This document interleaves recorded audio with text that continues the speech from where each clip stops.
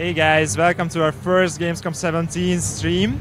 I am Falan, community manager for Wargaming EU, and I'm sitting here with our lead creative producer, Andrey. Hey everybody. We are going to be talking about World of Tanks and more specifically about ranked battles. However, before we start, I would like to first talk about what we are going to do with our streams for Gamescom 2017. So basically, we are going to have streams for you on every day for different products. On every day, we are going to have World of Tanks because obviously it's one of our major products. And we are going to basically focus on certain topics in every stream. So tune in on every day if you want to learn what's coming for World of Tanks. Now, before we start talking about rank though, we wanted to also show you guys how we are presenting World of Tanks here at Gamescom. So my colleague Zamtrios is down there and he's going to show you the booth. So we are going to switch to him right now. Welcome World of Tanks PC fans to our Gamescom 2017 Wargaming GC booth presentation. I'm Zamtrios from Wargaming Europe, and in a moment we're going to embark on an amazing journey through our Gamescom 2017 booth with a special focus on World of Tanks PC, and we're starting our journey with what we call an immersion tunnel. So this is the place where our players queue up to check out the game. We got, as you can see, solid concrete walls, some information about the game present on the walls. And the best thing about this place is something that unfortunately you cannot witness, which is the scent. Now, I wouldn't say it's fumes or oil, but there's a certain freshness to it, you know? It gives an impression that we're outside on the battlefield, which might indicate one of the features that we have prepared for our visitors, which is the improved graphics represented by one of the 3 maps. Outside of that, we got grand battles ready, so it's definitely worth the wait. So guys, this is how our World of Tanks PC booth looks like from the outside in all its glory and epicness. You can see the elements of our immersion tunnel, on top of which we got this badass Leopard 1 tank. And as I move through the booth, I can see my friend Kaya from the community team. He's our World of Tanks PC product specialist. Let's ask him a couple questions how things are going. Kaya, welcome. How are you doing, brother? I'm doing great, thank you. Tell me, what do we have here? So we have 38 stations together. We are showcasing our upcoming graphics on the top 20. You can check it out. It looks amazing. Players are super happy about it. They like the new graphics, so stay tuned for them. And down here we have the Grand Battles mode. It's new 30v30 mode.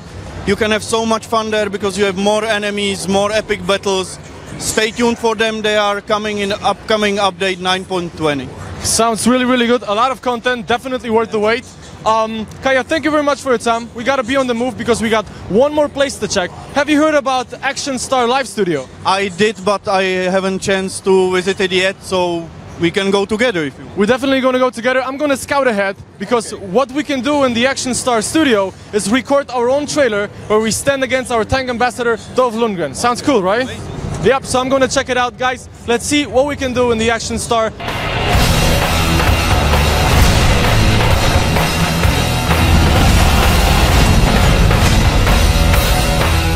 So, in order to learn a bit more about Action Star, we need somebody who's been through it, right? And lived to tell the story. And I think on my left, I can already see the first participants watching the trailer. So maybe let's ask them how it was. Excuse me, guys. Sorry. Damn, son, it's Sabaton. Hello, guys. Totally didn't see you here. You're watching your trailer, right, for the Action Star. Who was the commander in the video? Right over here. Can you tell us how was it? Pretty interesting, I say. It was a lot of fun, and well, tanks and Dolph, it's easy. Fun. You mentioned Dolph. Did you ultimately manage to defeat our tank ambassador in the video? Nobody can win over Dolph, sorry. Oh boy, okay, so who was the loader in the setup? We have a loader here. How many shells did you manage to fire at Dolph? I was too many shots. And the 666 shells, man, that's a lot, and he stood against it. So there's one more role in the tank, right? We have the commander, we have the loader, driver. I do believe you were the driver. How was it? Well, I'm driving the Primo Victoria tank, the most badass tank in the world. So I guess no terrain can stood against it. It was a smooth ride for you guys. Hell yeah. Oh yeah. Okay, thank you very much, gentlemen. I will try to find a moment and get there myself to try it out. I guess right here we're going to end our Gamescom 2017 Wargaming GC booth. Right now I'm going to get back to my friend Phelan in the studio, who is going to continue his conversation with our World of Tanks developers to learn the future about the game. Gentlemen, thank you very much for your time. We're going to catch up later. Thank you very much for joining us. Zoltan, you can take it from here. Okay, thank you very much, Zamtrios. So let's talk about ranked battles, because this is one of the cool new content that we introduced recently, and there are a lot of people who were waiting for it. It's basically end-game content, and it's also something that a lot of people wanted, like basically skilled matchmaking to a certain point, right? So can you maybe talk about the thought process behind why you guys introduced this kind of new mode? Well, you know, every good question has two thirds of the answer, right? Exactly. So you started with, yes, it is an end game content, and we definitely wanted to provide our players with them. Secondly, we have lots of competitive players. We have lots of people who like to measure how good they are against someone else. And normally the standard battle does not really allow them to do that. I mean, yes, they can feel, many of them can feel that they are strong. They're stronger than, I don't know, half of the audience. But in order to be able to, like, to really face-to-face, manly measure how they are capable of doing things against the people of the same skill, they have no such tool, so now we are providing one. And so I already also told everyone that we had the first season, right? Mm-hmm. And we are going to have some more seasons coming up. The second season is already announced, as far as I know, right? Yes, we actually called the first one Pilot 1, you know, like in TV shows a little bit. Few new things, few things that people were thinking of or asking us for, like, for example, kind of skill-based matchmaking. It's not really skill-based, it's rank-based matchmaking, but the things are pretty new to the game, and we were really interested to try it and test it on a massive amount of people before we will say, yes, that's exactly it. That's what we want to have in the game for years to come. And that's why the first season is Pilot 1 or Beta 1, and this one season is Beta 2 for us. It's still a test, something we'll learn based on the information gathered over the course of the first season. We want to try this in Pilot 2, and then probably next year, early next year, to go with a full-scale launch. And are you guys planning incremental changes, so one at a time basically, or are you going to introduce something new once the beta phase ends? Well, it will depend, actually. It will depend on what exactly data we will assemble from the game, from the audience, from the players. Mm-hmm. For now, between Beta 1 and Beta 2, we were doing incremental changes one at a time in one area. So one change to a matchmaker, one change to maps, one change to whatever else, one change to this rules, to that rules. Just not to produce too much chaotic information we cannot analyze and compare between two different seasons. Okay, so I've seen a lot of questions about one thing on the forums. I mean, a lot of things, but this was always cropping up. So basically, we are always telling people that we are using these beta phases to test new stuff, right? Mm-hmm. But then players tell me that we have the common test, we have the sandbox. So why are we not testing these changes on those test servers? There are two principal reasons for that. Reason number one, people behave extremely differently while playing on sandbox or on a common test. So it is mathematically correct to compare them with themselves, so common test with common test or sandbox with sandbox, but it's incomparable. It's a trash data if you will compare it with a real production. And that's why some things are really bad to test on a common test. We're trying hard not to do that, because we are not really sure all the time. It's kind of messy. The second big reason, seasons are kind of long, and we tune in both length and intensity. And for a sandbox, for example, to run for a month or for 4 weeks, it's very hard. It's very hard for everyone, for our audience, for the amount of engagement or investment people are eager to do into something very temporary. And then saying, okay, you didn't get the invitation to Sandbox, and that's why you didn't get the prize that we will issue people for their time invested. It will be very, very unfair towards many people. So that's why we decided to go kind of soft launch it, or as I said, a TV show pilot series. If people like it, we'll go with it. If people don't like it, well... It's basically a game mode. You can choose whether you want to play it or not, right? Kind of, yes. Okay. but a lot of players actually liked it a lot. I mean, the concept, they might criticize some of the smaller details that you guys are also looking into, obviously, but they like the game mode as far as I could see. So my question then is, what are you actually looking at? What kind of changes are you considering? Again, two parts to this answer. Part number one, we would like to provide as fair experience as is only possible without provoking specific sorts of behaviors. And we saw over the season one that the battles went a little bit too static than we would like them to be. The explanation is pretty simple. I mean, when you match together 30 guys who are really, really good, who really understands the tactics, the choreography of the battle, who tend to play carefully, who tend to capitalize on every error the enemy are doing, they tend to be static. They're waiting who will move first, who will do the first error. And the rules we had for season one, they were sort of supporting this a little bit too much than we like it to be. Yeah, we have seen this on the forum section. Yes, with 3 top guys from the losing team getting the chevron towards the next rank, we were kind of provoking them to do more of that. And towards the last cycle, the last week, we had this very slow, very inactive battle. So we are trying to change that a little bit. We do not want to push people, to clash crazily. Secondly, there were lots of feedbacks that we heard that some people are capable of getting to rank 5 through grind only.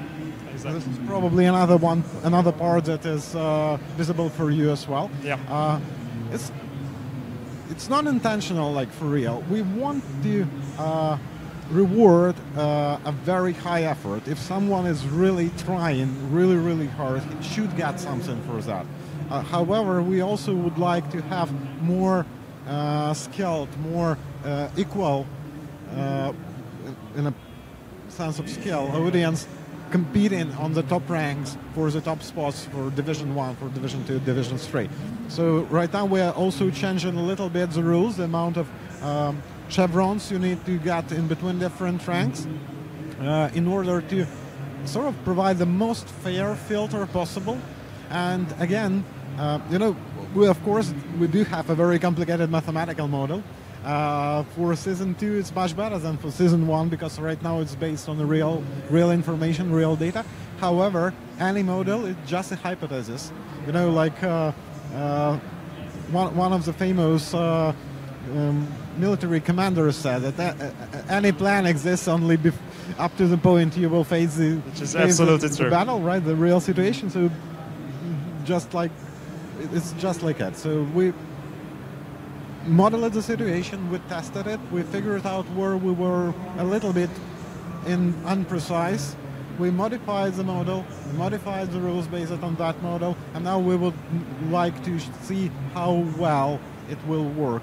If it will fit perfectly well, catering boss issues I was just talking about, making battles a little bit more dynamic, a little bit more aggressive, and at the same time ensuring that we will have a real fair competition on top ranks. Go, bingo, we did it. So something that's related to this basically is that a lot of players think that we should introduce some kind of an ELO system. Do you think that what we have currently, if you tweak it like you just said, is it something that's going to work out the same way basically, that people who are really, really skilled can come up to the top without the grinds? So we were thinking a lot, trying to choose the right system for ranked battle. Our main reason to choose rank-based matchmaking over ELO-based matchmaking was it's significantly more clear to more people. It's very understandable when I'm rank 5. It's very different from being rank 4. While how much ELO 2222 better than ELO 2196? It's very hard to measure. So for now, we believe that this system is good enough. It will provide with a changes we are doing for Beta 2, it will provide enough contrast in between different ranks and different experiences. Still, it's Beta. Yellow algorithms are pretty well known. If we will see that this is exactly the way we need to go based on experience of basically 2 months of combined effort of us and our players, then maybe, who knows? It's heavily based on how we will. That sounds good. So can we talk about a little bit about maps? Because I also seen people mentioning that certain maps can be imbalanced when it comes to ranked battles, especially. So are we looking into maps as well, and maybe something that we could change in the future if it's actually needed? So we changed 2 things regarding maps this time. First off, we changed the set, the amount of maps the matchmaker for ranked will pull maps from. And secondly, we tweaked the algorithm. We practically re-implemented the algorithm we are using right now on standard battle matchmaker that will provide players with significantly better map rotation. We also changed the content of that set, so we pulled some maps out, added some more new maps.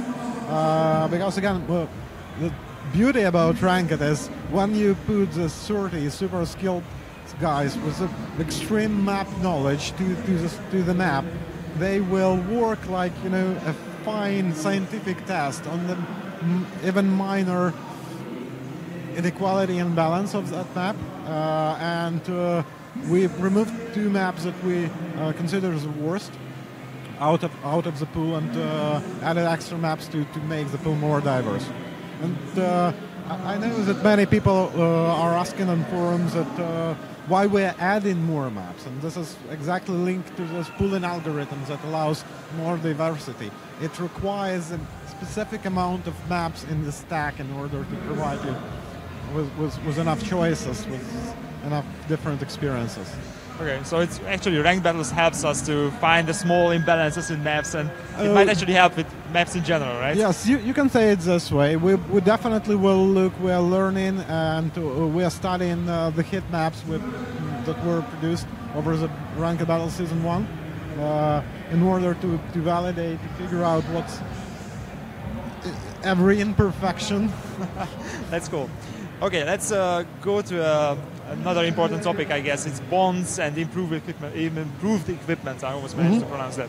So this was introduced with ranked battles initially, yes. Right? It was the reward that you could get for reaching certain ranks in ranked battles. So how did it work out? What are we going to look at? How do you guys see that at this point? So first off, the value of the new currency is established. People do want bonds. This is good. We definitely want, and this is already in motion. The next patch, people will see new ways to earn bonds, and we are planning to add more of them. So the next patch, every tier 12 battle in standard battle, and every grand battle where players get enough experience, will provide them with some bond rewards. And this is just the first step for us. We are looking into adding more ways to earn them for different audience preferences based on what exactly you like to play or to do more in game. They are not part of a ranked battle per se. Think about it as end game reward mechanism. And in making it in the form of a currency allows us to give people chance to choose the rewards they would like the most. Not saying this is like, I don't know, a tank or a pack of consumables or a customization or something else that you will get if you do that. But saying you will get, I don't know, 100 bonds or 500 bonds or 5,000 bonds, and based on this you can choose any reward or any combination of rewards that are available for bonds. So both number of sources and amount of different rewards and rewards diversity will increase over time. So this is basically another layer of customization for your tank. So you have normal equipment, and then you have improved equipment. or something else that you can buy for bonds? Yes, absolutely. Okay, you know probably that this was one of the complaints from players, that initially when this was introduced, it was only available for ranked battles, right? So a lot of people thought that this gives an unfair advantage to certain players. So why did we go ahead? Why did we introduce it only with ranked battles initially?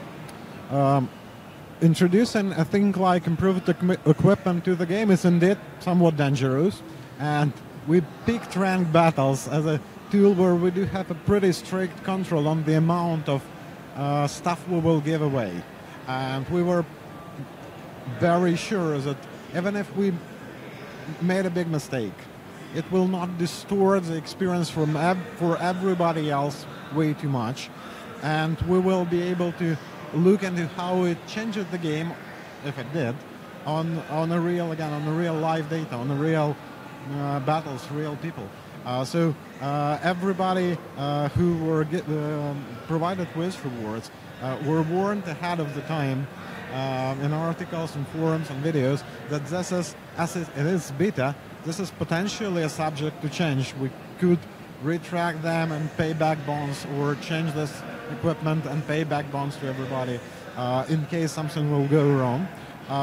So yes, for now it looks like people who perform really well in ranked will be stronger. But as I said, as we will introduce more ways to earn bonds, that will equalize itself out, and at the same time providing us with a pretty strict, controlled way to test how good it fits, how well it corresponds to the modeling that we were doing, and how well it will serve as a end game reward for people who invest their soul and time and effort into our game. So this basically ties in with what we said before. This is why we are testing this kind of stuff, because you guys want to test it on a large player base, but it also has to be kind of controlled. Large at the same player time. base that behaves the way it normally behaves. Okay.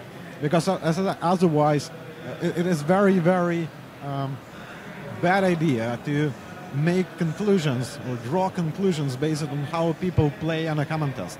People tend to try something new, try something crazy, shoot 100% gold, drive tanks they never did on tier 10, and they maybe never did controlled any tank before that one. So it's extremely distorted, extremely chaotic. It's great to test, like Sandbox, let's say, it's great to test something subjective. Like, guys, did you like the idea? It works. Common test is great to test a technical readiness for a patch. It is a good marker if something goes really, really, really wrong. Perceptually, again, we expected this tank to be very different, or we do not like this map, we hate it, or new interface is super crazy and confusing. Things like that could be tested on a common test. Mass-based, balance-related stuff, generally no. If we are, for some reason, forced to touch stuff after a common test, it means that we made some miscalculation earlier on. So I guess this is nice about World of Tanks and these kind of games in general, that you can, that's basically, it's a work in progress, right? You can always change stuff even if it's already on the live server. It's a bit harder, but basically you go through all the different phases of testing and then you can still tweak stuff. Yeah, theoretically, yes. Of course, we need to be very careful. I mean, giving something to someone and then trying to take it back is extremely painful. So we are trying not to do a mistake, but we need to be ready. I mean, ranked battles, if you look at it, it's already really cool, I think. So you are already dealing with something that's completely playable, it's great, and then you can still tweak it so that it's even cooler in the long run, yes, right? Absolutely, of course. Okay. There was one other thing that was mentioned a lot in relation to ranked battles when people were discussing the bonds and the improved equipment, and that's customization. So can you maybe talk about why you decided not to go with customization and you went instead with something that you can apply to your tanks or improve equipment?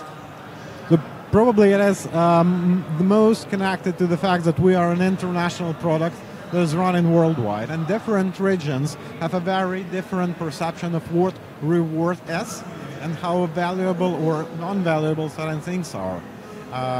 So, for example, the rock cultures were numerical kind of value, numerical advantage perceived as valuable, while cosmetic modification, perceive it as just an addition.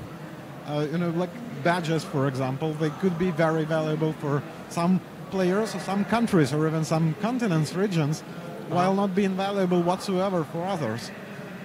So we try to create a universal reward that will feel meaningful for everybody, and something that makes your tank, tweaks your tank, makes it a little bit better, allows you, in combination with instructions, to be slightly more tuned towards the play style you prefer, is something that everybody understands equally well, or sees as equally valuable. No? That's one of the big reasons. It doesn't mean that we are not going to introduce more customization rewards. As I said, a potential amount of different things that you will be able to get for bonds will grow. Okay, that's cool. I like my customization options, to be honest.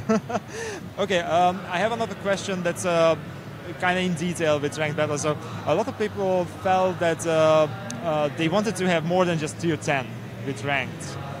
Is this only going to be like endgame content, or are you going to maybe introduce other stuff as well in the future? Well, for several last years, we had this bad reputation of making promises and not making for those promises, right? So I wouldn't answer any question like that before I will have something feasible on my hands in order to say, yes, this will be shipped, it is good enough, and it will be shipped at that particular point of time. So maybe, we'll see. Yeah, looking at options, right? It will depend on how well it will go, how well people will play, how much we will see the desire to try different tiers and so on and so forth. But so far, we believe that we need to provide a little bit more value to achieving, to grinding, to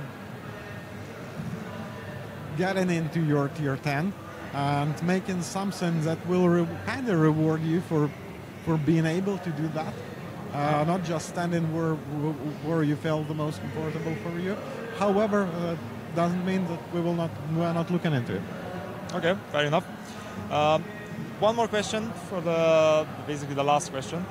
Is there anything else that you could share with us from the future of ranked battles? What you guys have planned, or did we mention everything? Well, again, talking about plans is a little bit dangerous, right? So we hope that based on 2 pilots, two beta seasons, we will be able to understand really finally what it is, and starting next year made it regular activity with a fixed amount of seasons per year, with a clear schedule, so people will be able to plan for basically for their life if they want to really participate into that, because it might be connected with significant time investment, and we do not want to make it unexpected. We do not want to make someone super frustrated because he was not aware. So for now, these 2 things are coming as they come. Starting the next year, hopefully we will be able to schedule them properly and announce that schedule at the beginning and say how it's gonna be. So this is the plans we see so far. But as it's live thing, if we will find something super unexpected during beta 2, this might change. So just to be warned. Thank you very much for the conversation. I think that we actually learned a lot about ranked battles. I hope that it actually answered a lot of questions the players had. So thank you again. And guys, before we sign off, I wanted to share a couple of things with you about our social media plans. So first of all, we are going to have more streams for you. So tune in later on and throughout the coming days of Gamescom. We are also having a contest, Wargaming GC contest, where you guys can share your content, anything that's related to World of Tanks, World of Warships, whatever we are doing here at Gamescom. Just use the hashtag, the Wargaming GC hashtag. And you can win a couple of cool prizes. And also we are having Facebook frames. Yes, this is the one. So you can use Facebook frames. If you go to Facebook and profile big frames, you can select them and use them on your profile to show that you guys are interested in Gamescom 2017. So, thank you for your attention, thank you for tuning in, and we are going to be back soon. See you guys. Yeah, bye-bye.